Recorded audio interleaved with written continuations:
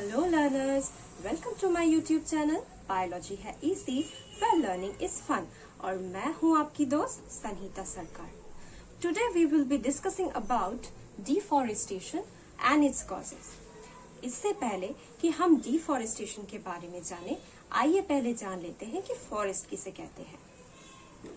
Forest is a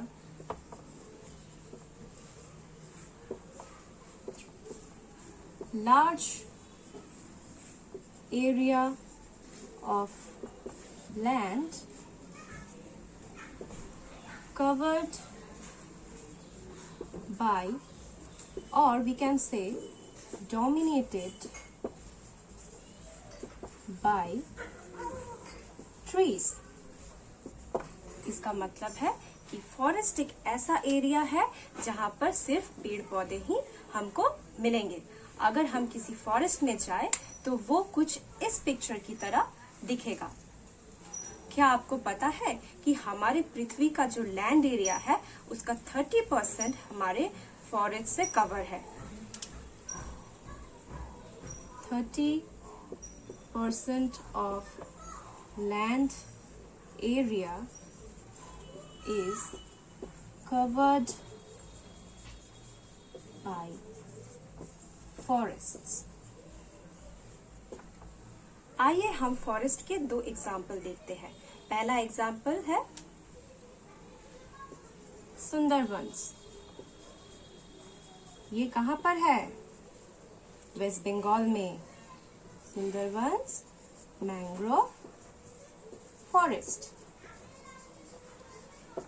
और दूसरा है अमेज़न रेन फॉरेस्ट। अब आपने एक बात तो नोटिस की ही होगी कि जब हम अपने आसपास देखते हैं तो हरियाली हमें कम दिखाई देती है। पेड़ पौधों की संख्या भी लगती है कि जैसे दिन दिन कम ही होती जा रही है। तो इसका कारण क्या आपको पता है?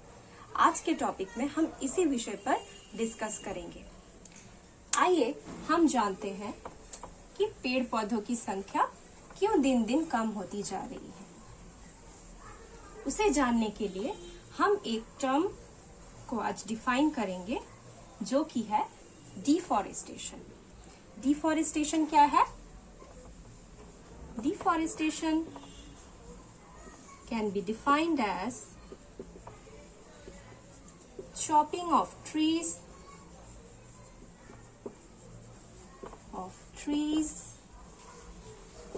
and using that land for various purposes। Deforestation एक बहुत ही सीरियस प्रॉब्लम है। इसी के चलते हमारे जो पेड़ों की संख्या है दिन दिन कम होती जा रही है। डिफॉरेस्टेशन का मतलब है कि हमारे काम में लगने वाले भूमि को पाने के लिए हमें बहुत सारे पेड़ काटने पड़ते हैं, जिसके कारण जो हमारी पृथ्वी पर पेड़ों की संख्या है वो दिन दिन कम होती जा रही है। आइए जानते हैं डिफॉरेस्टेशन के कुछ कॉजेस।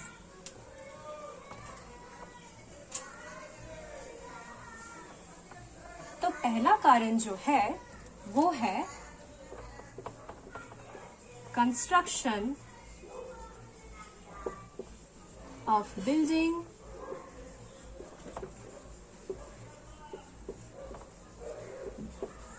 And roads.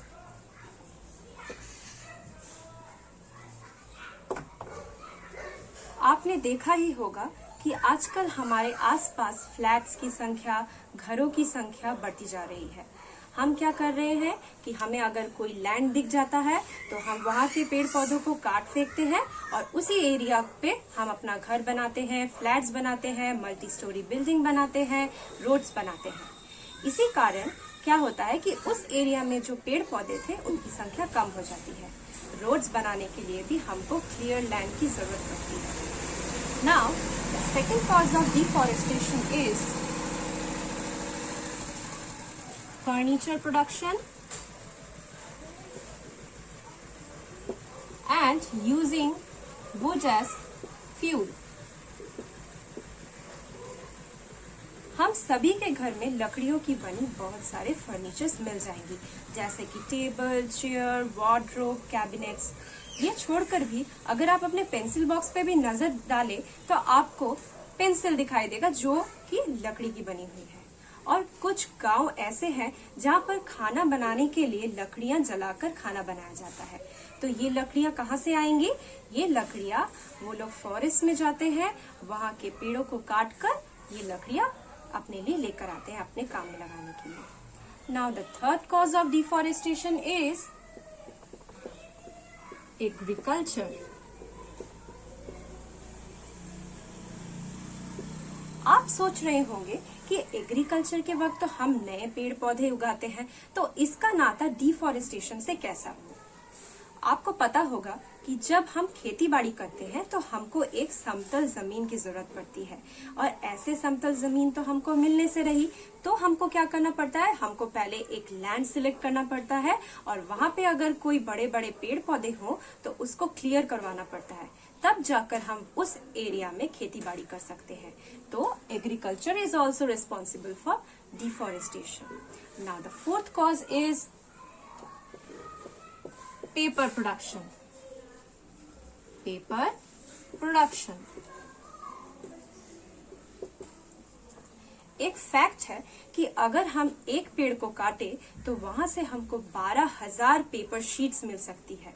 तो आपको तो पता ही है कि पूरे वर्ल्ड में कितने लोग हैं, और पेपर एक ऐसा चीज है जो हमको रोज काम में लगता है, जैसे कि न्यूज़पेपर, मैगजीन्स, कॉपी, इन सब के लिए क्या होता है? पेपर प्रोडक्शन का बहुत ही डिमांड है।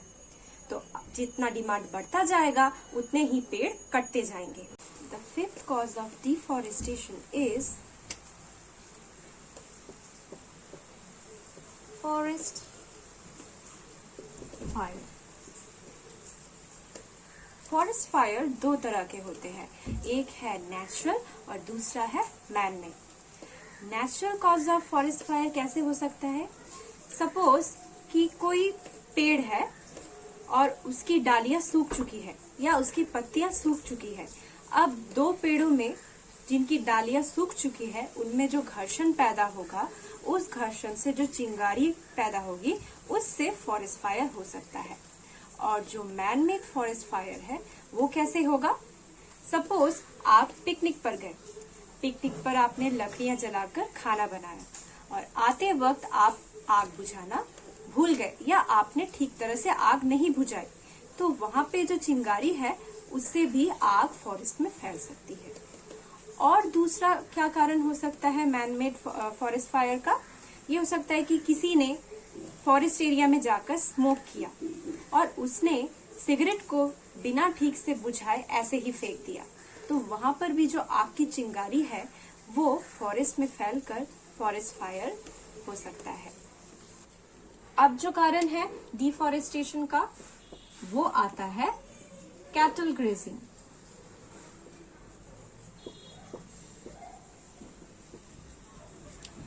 बहुत से चरवाहे होते हैं, वो अपने पशुओं को जहाँ पे घास मिलता है ऐसे एरिया में घास चराने लेके जाते हैं। जब मैं जम्मू कश्मीर में थी तो वहाँ पे बहुत सारे चरवाहे अपने भैंस और बकरियों की झुंड को लेकर आते थे और वो लोग रेगुलरली आते थे।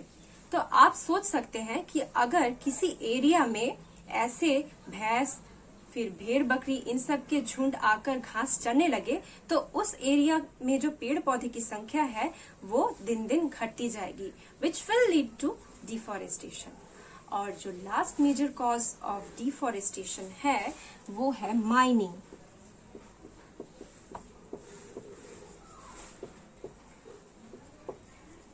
माइनिंग किस लिए की जाती है?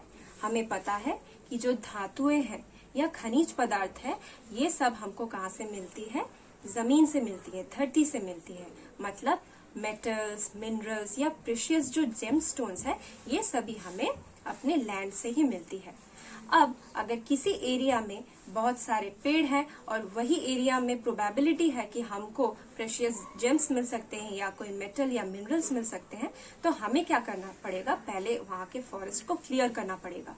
अब जब हमको लैंड मिल जाएगा तब हम बुलडोजर की मदद से जो वहां पर खुदाई स्टार्ट कर सकते हैं और फिर हम अपने जो मेटल्स हैं या मिनरल्स हैं इन सबको निकाल पाएंगे। तो आज हमने जाना कि फॉरेस्ट किसे कहते हैं, डिफॉरेस्टेशन किसे कहते हैं और डिफॉरेस्टेशन के कुछ कारण हमने जाने। अब आप जरा इस बात पर विचार करना कि अगर हम इसी तरह रोज पेड़ों को काटने लगे तो इसका फ्यूचर कॉन्सिक्वेंसेस क्या हो सकता है। इसका आंसर आप मुझे कमेंट कर सकते हैं और अगर आपको मेरा ये वीडियो पसंद आया हो तो वीडियो को जरूर लाइक करें और अपने दोस्तों के साथ शेयर करें।